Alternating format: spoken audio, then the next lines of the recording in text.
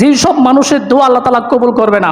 আমরা অনেকে সমাজের ভিতর দোয়া করে থাকি, আল্লাহ আপনি আমাদের রিজিকের ভিতর বারাকা দান করুন, আমাদের নেক সন্তান দান করুন, আমাদের বিপদ আপদ থেকে উদ্ধার করুন, কিন্তু আমাদের দোয়া আল্লাহ তাআলা কবুল করে না। কেন করে না? এমন 7টি কারণ রয়েছে। কয়টি কারণ? যে 7টি কারণের কারণে আপনার দোয়া আল্লাহ তাআলা কখনো কবুল করবে না।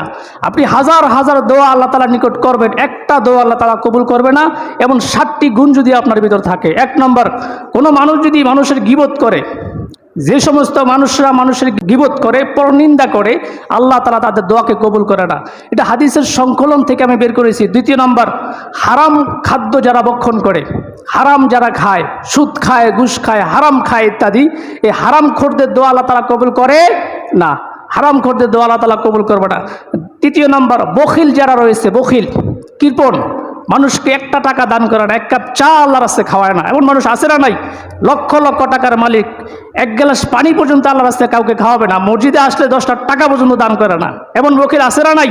কিন্তু লক্ষ লক্ষ টাকার মালিক। এই বখিল কৃপণ লোকদের দোয়া আল্লাহ তাআলা কবুল করে না। 4 নম্বর, আত্মীয়তার সম্পর্ক যারা ছিন্ন করে, যে সমস্ত মুসলমানেরা আত্মীয়তার সম্পর্ক ছিন্ন করে, এক আত্মীয় আরেক আত্মীয়র সাথে কথা বলে না, জায়গা জমি নিয়ে ঠেলাঠেলি, কিন্তু কথা বলে না, চেহারাও দেখতে পারে না, এক ভাই চেহারাও দেখতে পারে না, আছে না নাই? এই আত্মীয়তার সম্পর্ককারী যারা, সম্পর্ক ছিন্নকারী যে সমস্ত ব্যক্তিরা রয়েছে, তাদের দোয়া আল্লাহ তাআলা কবুল করবে না।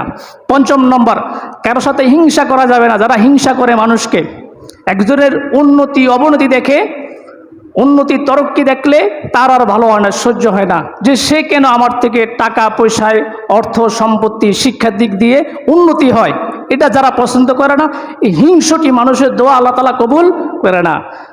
6 নম্বর, পিতা মাতা এবং উস্তাদের সাথে যারা বেয়াদবি করে, উস্তাদ যারা তাকে শিক্ষা দান করে, পাঠ দান করে, এরা খুব মূল্যবান মানুষ। উস্তাদের আপনাকে নিঃস্বার্থ ভালোবাসে, আপনার সব সময় উন্নতি চায়। এবং পিতা মাতার সাথে যারা বেয়াদবি করে, এই 3 শ্রেণীর মানুষের সাথে যারা বেয়াদবি করে, তাদের দোয়া আল্লাহ তাআলা কবুল করবে না। 7 নম্বর, শরীর কারণ ব্যতীত কারোর সাথে 3 দিনের বেশি কথা বলা জায়েজ নাই। যারা এক মুসলমানের সাথে 3 দিনের বেশি কথা বলে না, শরীর কারণ বলতে অর্থাৎ যদি সে আল্লাহ তাআলার দুশমন হয়, রসুলের দুশমন হয়, তাহলে তার সাথে আমার কোনো সম্পর্ক নাই, কিন্তু তার সাথে আমার সে নামাজ রোজা করে ইত্যাদি সব আমল করে, একজন মুসলমান ভাইয়ের সাথে 3 দিনের বেশি যারা কথা বলে না, তাদের দোয়া আল্লাহ তাআলা কবুল করে না।